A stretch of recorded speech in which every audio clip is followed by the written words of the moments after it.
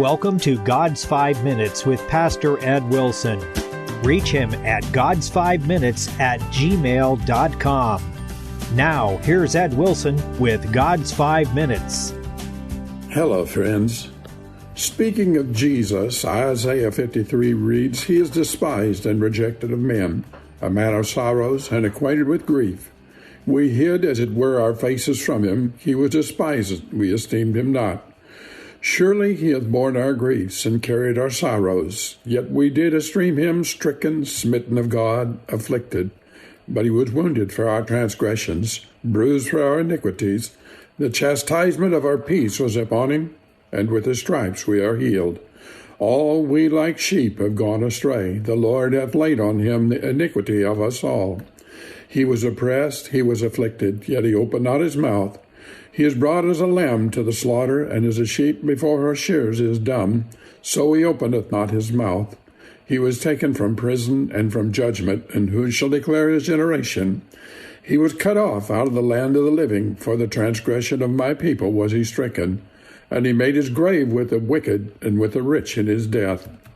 So many words describing suffering are crowded into these verses. Despised, bearing griefs and sorrows, stricken, smitten, afflicted, wounded, bruised, chastised, oppressed, all traced to our transgressions and iniquities.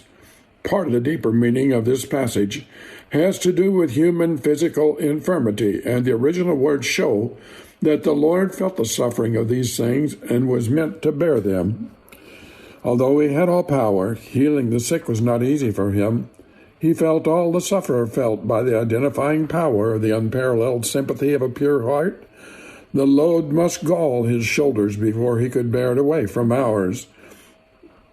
The same principles as apply to healing diseases apply to deliverance from sorrow and from sin. In him is set forth in highest fashion the condition of all brotherly help and alleviation. Whoever would lighten a brother's load must stoop his own shoulders to carry it. It is so easy for us to think, as Job's friends did, that when someone strikes disaster, it must have been at least somewhat of their own making. Precisely the opposite is true with the story of Jesus Christ. He was afflicted because we were bad, and we can be spared because he was afflicted. The reason for the servant's sufferings was our transgressions. More is suggested now than sympathetic identification with others' sorrows. This is an actual bearing of the consequences of sins which he had not committed, and that not merely as an innocent man may be overwhelmed by the flood of evil which has been let loose by others' sins to touch his life. The blow that wounds him is struck directly and solely at him. It is presupposed that all transgression leads to wounds and bruises, but the transgressions are done by us, and the wounds and bruises fall on him. The concept of suffering for another could not be more plainly explained.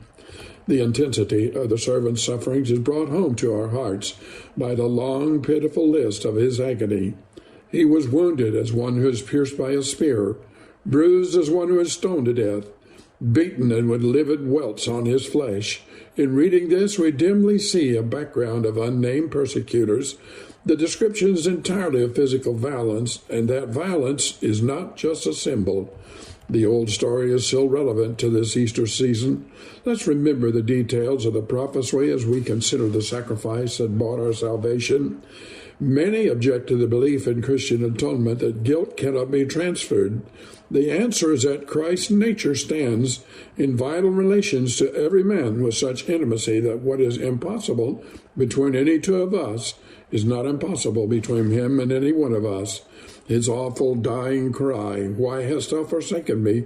shows awareness of having possessed God and lost him.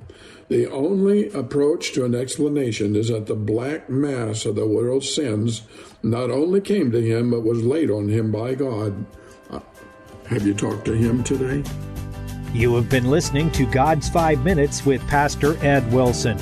Reach him by email at godsfiveminutes@gmail.com.